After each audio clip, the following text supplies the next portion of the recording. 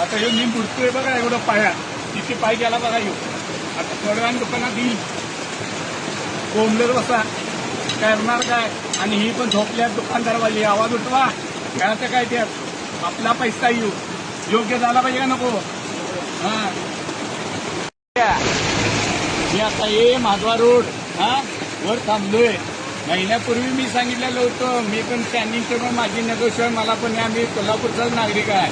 जे चालले हे चुकीचं चालले अधिकाऱ्यांनी जातीने लक्ष घ्या 10,000 पैसे मिळणार नाही. आता हे रस्ता करायला आलाय तुम्ही. आता हे गटार नसल्यामुळे पाणी कसं बोंबलत व्हायला लागलं. एक साध्या पावसाचं हे वळव्याच्या पावसाची ही परिस्थिती आहे. पुढे आता 3 महिने कंटिन्यू पाऊस आहे पावसाळ्यात. तेव्हा काय करणार असा बिनथांबी गणपतीपर्यंत प्रॉब्लेम आहे.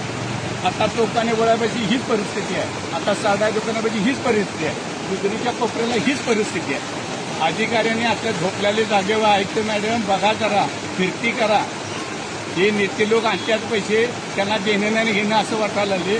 दिलं करा जावा काय करा जावा म्हणून पहिले गटार पाहिजे ड्रेनेज चांगले पाहिजे त्यांना रस्ता केला पाहिजे.